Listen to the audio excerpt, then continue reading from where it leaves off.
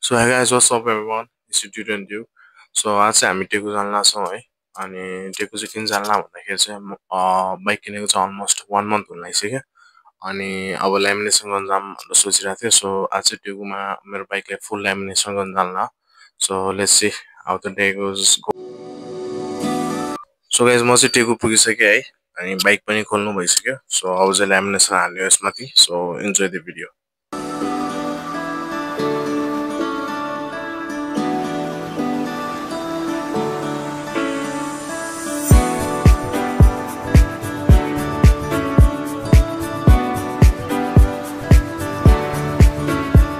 अनि यो ल्यामिनेसन हाल्सकेपछि tank part हाल्दा हुन्छ कि हुँदैन? हुन्छ है, खासै फरक त पर्दैन।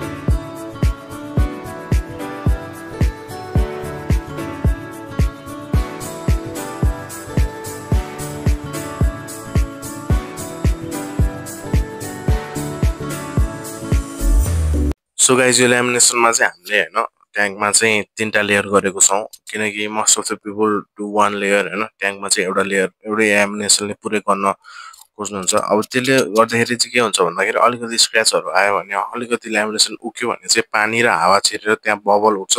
त्यसले गर्दाखेरि फुल ल्यामिनेसन निस्किन सक्छ। त्यही भएर हामीले चाहिँ ट्याङ्कमा 3टा लेयर गरेको छौं, साइड प्यानलमा एउटा अनि बिचमा मिडलमा एउटा अनि साइड प्यानलमा अझै एउटा। So as you guys can see in the video हैन 3 ठाउँमा 3टा लेयर गरेको छौं। यसले गर्दाखेरि चाहिँ मजाले बस्छ। So hey guys, what's up? It's Student Duke. So अहिले चाहिँ बिहानको 7:12 भइरहेछ and we are here at the petrol pump of Banasthali. अनि यहाँबाट चाहिँ हामी आज सिस्नेरीतिर निस्किन लाग्यो है। अनि हिजो चाहिँ अलिकति बिजी नै थिए, यो बाइकमा चाहिँ अलिकति र्यापहरु ल्यामिनेसनहरु लाउनु थियो, त्यही भएर चाहिँ अलि बिजी थिए। सो आज चाहिँ सैटरडेको दिन र आज चाहिँ हामी अब निस्किन लाग्यो सिस्नेरी। So this is the overall look of the bike है। हिजो ल्यामिनेसन गरिसकेपछि चाहिँ अलिकति जस्ट साइनिङहरु आइराछ एज गाइज क्यान सी। अब यसमा चाहिँ के हुन्छ भन्दाखेरि चाहिँ जुन कम्पनीबाट आउँछ त्यो चाहिँ म्याटमा आउँछ हैन, एभ्रीथिङ यिनीहरुमा नि म्याटमा आउँछ।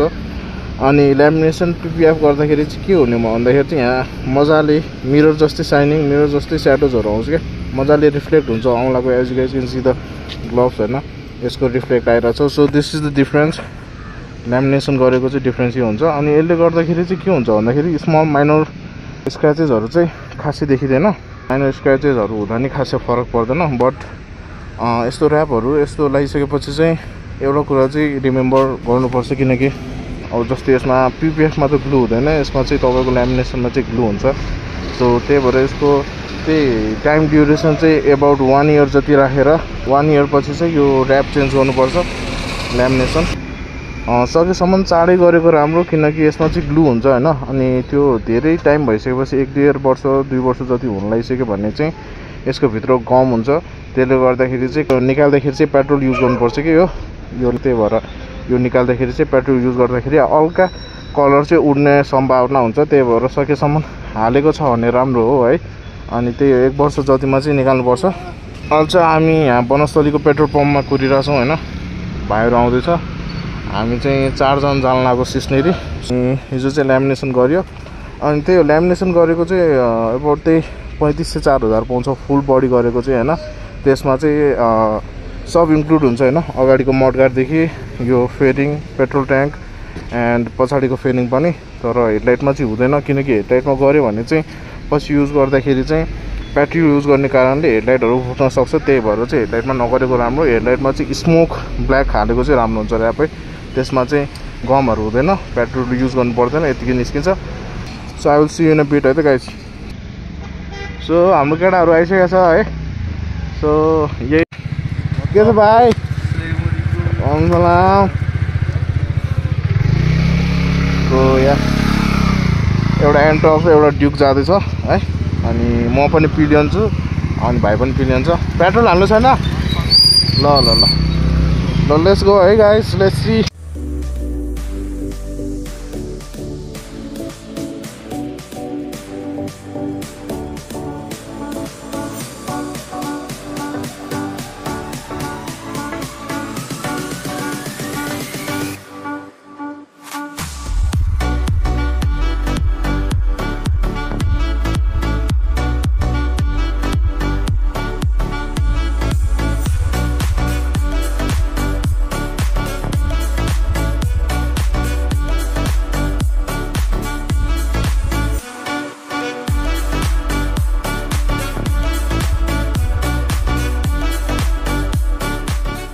गाइज अब चाहिँ हामी सिस्नेरी पुग्न आँट्यो होइन। अहिले चाहिँ हामी बाटोमै छौँ, अब चाहिँ पुग्न लाग्यो होला। सो भ्यूहरू चाहिँ यस्तो छ है। अनि बाटोमा चाहिँ कहीँ पहिरो आएको रहेछ, त्यसले गर्दाखेरि चाहिँ अलिकति बाटो ब्लक थियो, तर आउनु मिल्छ मजाले। तर पहिरो चाहिँ हल्का हल्का आएको रहेछ।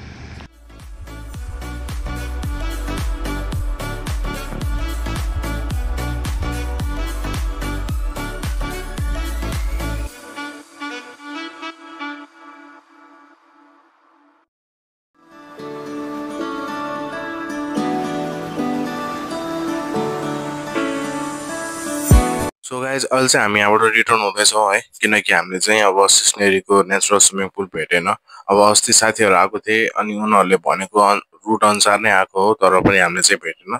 So we are returning from here. So guys this was for today. I will see in the next video. Till then stay tune, peace out.